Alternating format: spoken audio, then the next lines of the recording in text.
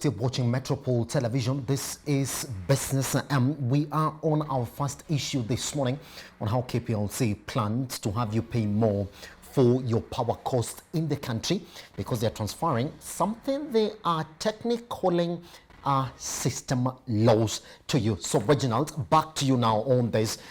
What do you expect to be the ripple effect in the economy for any other person watching these headlines for KPLC?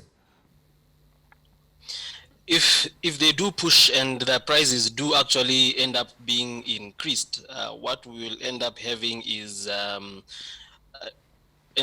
general increase in prices across the sector, because most sectors use electricity.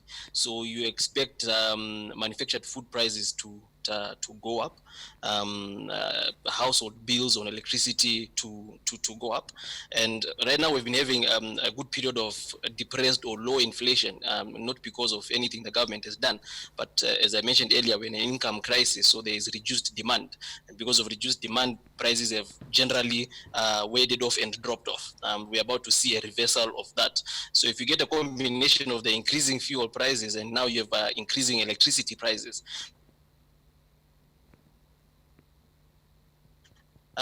was also not, apart from this, that is going to come in, was electricity fuel prices have been increasing in the country. So you expect even those price jump in electricity to even go higher. Averagely, like per kilowatt in Kenya is around 24 cents US cents per kilowatt.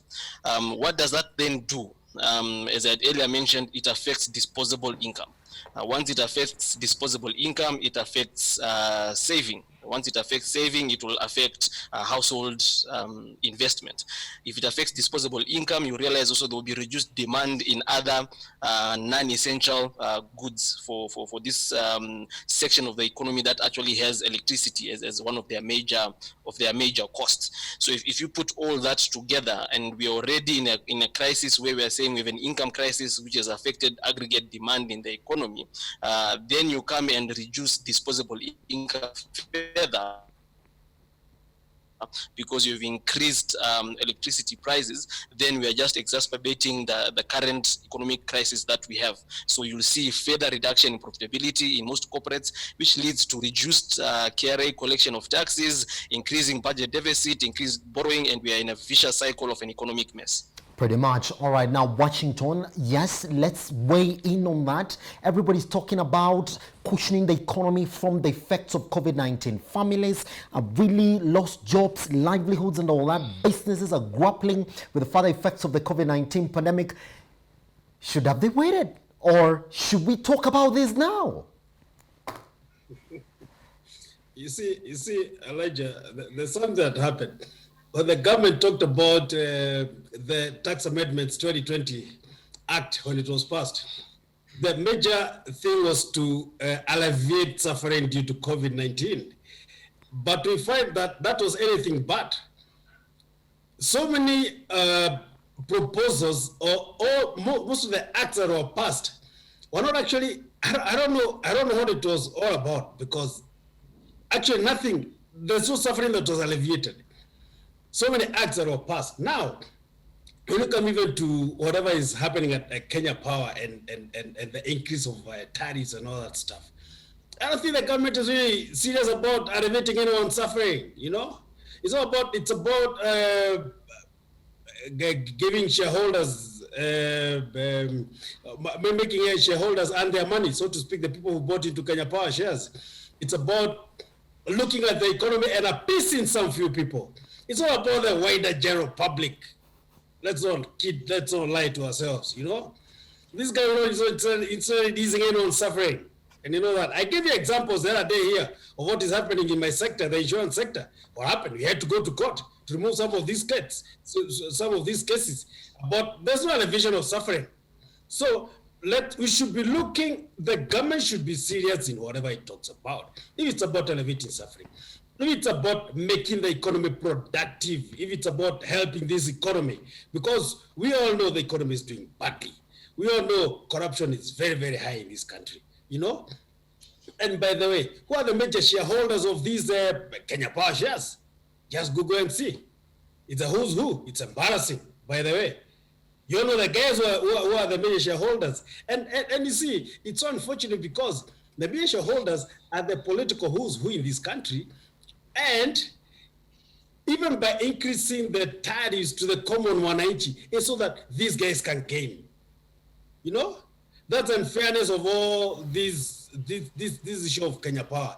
Just so that these guys can gain. Nothing else. So we are just being taken around. We're just being taken for a ride in whatever is happening.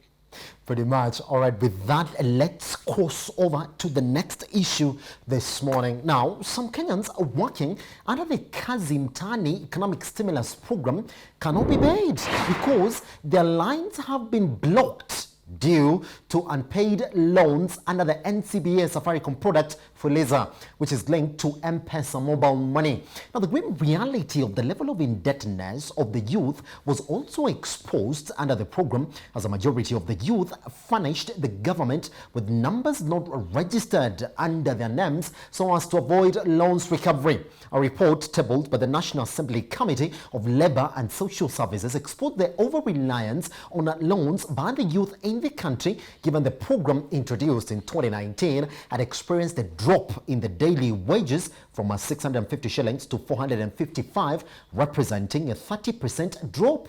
Fuliza charges an annual interest rate, now wait for it, of 395.2%, highlighting how expensive it is to borrow on the platform. Now, this comes barely a fortnight after Safaricom announced that non-performing loans in M-Shwari were going to be transferred to Fuliza.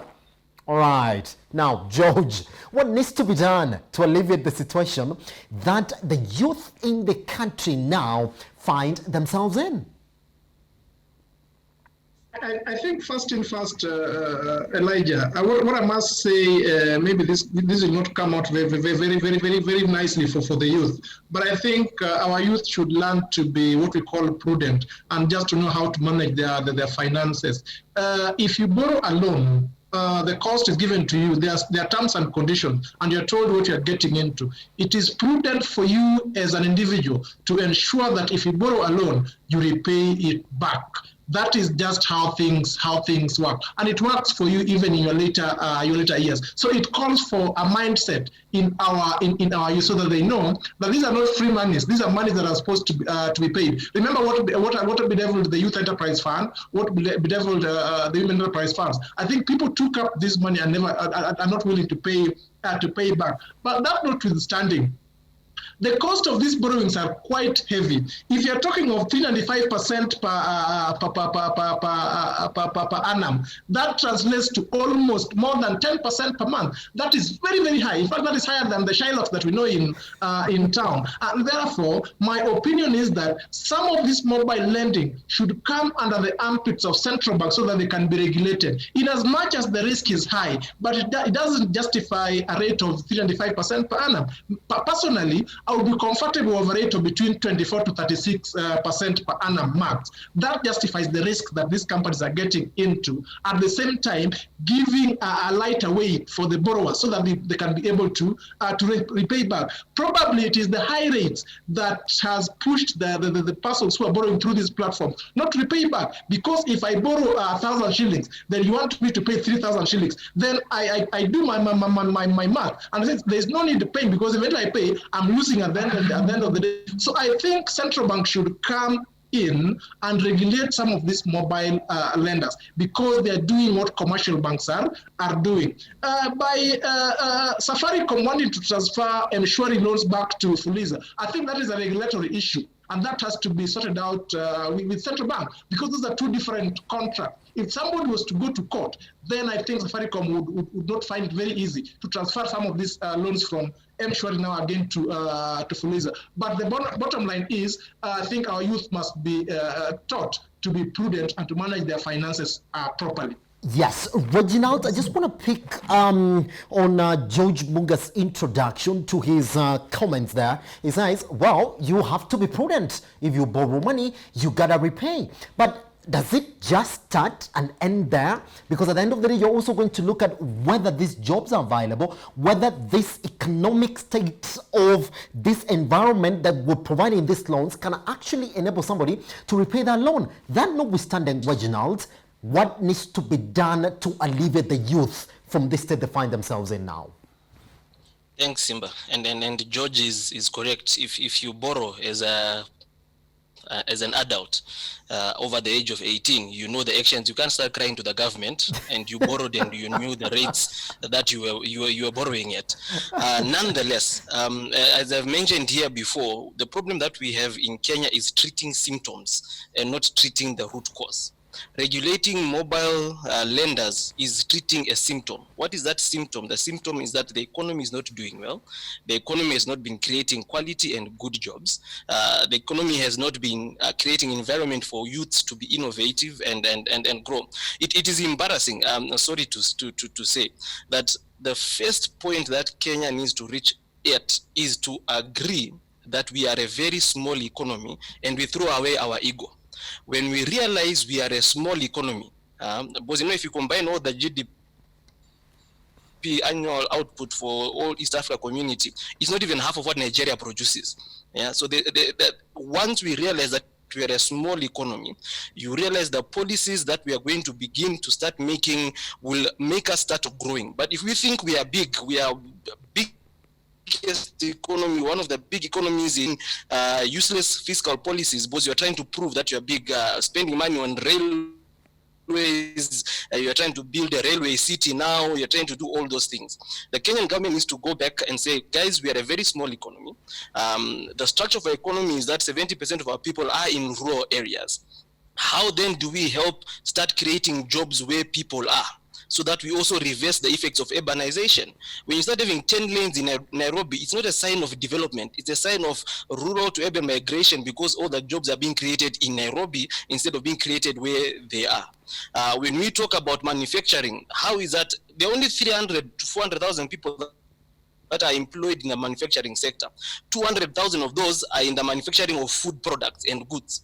If you then look at fiscal policy to the agricultural sector, it does not make sense. So if you look at an agricultural sector that employs the most people in this country, it is the sector that the amount of money which each sector spends on their payrolls. That means that you have a large population employed in a sector earning less than other sectors that are employing less people. So what then does the government need to do is to say, how do we start increasing the revenue, the income of the farmer? Because when the revenue and the income of the farmer start increasing, then you have a huge population. 70% of the people that are employed in the agricultural sector, their incomes also start improving. When their incomes start improving, their demand for these manufactured goods, their demand for other products also starts increasing, which also has a ripple effect in those sectors, and their incomes start increasing. So when you say kazi kwa mtaani and people are cleaning trenches and clearing bushes, and the government spent 5 years paying school fees for this person to become an engineer, then again, that is not efficient use of resources. If you want to do manufacturing in this country, and I've said it before, we should be looking at tractor assembling. We should be looking at combine harvester assembling. We should be looking at irrigation equipment manufacturing in the areas where they are needed, not to bring Volvo here to create mentality of that we're a big economy, which we are actually are not.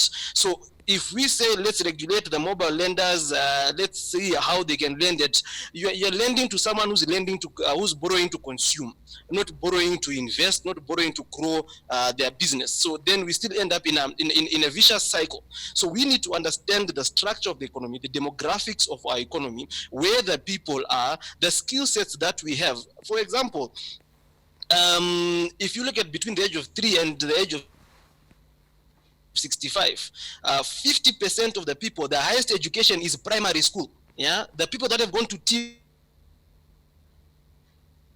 TVETs and universities, only 10%, also not growing the capacity and the capabilities of the people. So you start where you are. What can a primary school person with their skill sets do? Let's grow them from there, and you realize that this problem that we have with youths starts going away. But 72% of the people in rural areas are youths. They're below the age of 35. They need jobs. If they don't get jobs in the rural area, they will move to the urban areas where there are still no jobs. Then you start having another problem, overcrowding, crime, and all those things. And you now start treating symptoms, saying, oh, we need to hire more police people. We need to get Nairobi Metropolitan Services. We need to do all those. Now will be a problem of treating symptoms instead of actually treating the root cause. And I believe the first step is the Kenyan government and the Kenyan people saying, we are a small economy. We are not a middle or low middle income economy. We need to sit down and see how do we grow ourselves. And that is the first point that we need to do. All right, now Washington, I want to rope you in as well on this issue this morning. Now, remember this program has already dropped in terms of how much they pay per day. Now we're talking about 455 shillings from 655 shillings. And then this same youth who has to be paid because you have to cushion them from the effects of the COVID-19 pandemic realizes, I can't receive the money because I do have another loan. Now we've seen what has happened in the banking sector as well, with people being asked to go in and negotiate for moratoriums and all that. What approach should the government take on this? Because yes, at the end of the day, you gotta pay this youth. Well, number one, these Sherlocks should be regulated. These Sherlocks, the kind of interest that is being charged here is it's illegal. It's not only illegal, it is obscene. You know, and you see, we are talking about these guys being unable to pay because, just like you said right now, the amount of money that they earn per day has reduced. From and let me tell you, let's not joke around with money, with people with the poor and about money. There are people who 100 shillings means a lot to them. So when you reduce their employment for their daily wage, for example, by 200 shillings, that's a lot of money to some people. A lot of money. I mean, look at this Kazim Tahani thing that is benefit to full, that these loans Fuliza is meant to benefit. These are the low-income cadre of the society. These are people who 100 shillings, 50 shillings is enough for them to feed that particular day. You know, here you are, you've lent them money at such a high interest rate, and then you're blaming them for not paying. I mean, I think we take so many things for granted. It is not their will that they're not supposed to pay. I mean, look at these guys, they're so desperate. They still want the money, but they are registering different numbers. I mean, that's where the intelligence has gone to. That they register a different number to pay them by, and not the particular number that they have. Because the particular number they have is full of loans. It's full of Fuliza, so to speak. Now, don't you think that's a bigger problem than we are looking at this particular time? Because look at it this way. If the economy was better, if things were better in this country, these kind of guys will be existing. These Sherlocks will not be existing. It will be alternative ways of getting cheaper loans. The Sherlocks, the mushrooming, and how much money is actually being lent by these guys? Billions per month. You know, that tells you what? People are desperate for money. People are desperate to make ends meet. And when they don't pay their loans, so to speak, what do? They do the best way you can. You survive. You move from one Sherlock to another. But let's really not blame the poor for not paying their loans. It is don't joke with poverty. That's all I can say. All right. If you don't have money. Yes, just Washington, if you allow just to catch you there, because now we're talking about pretty much regulating this. Now, George, if you may, now we do know that the Central Bank of Kenya actually did do something under the digital lending space, because we do know now they're heavily regulated. We are considering the digital lenders as informal, and he told them if you don't belong in the formal space, then there's no way that you can list somebody. I'm calling you a Shylock. All right. Now you find that there are people or there are entities that are operating in the regulated space, but pretty much operating under the same basis as unregulated ones that the Central Bank of Kenya just clamped on, just the other day.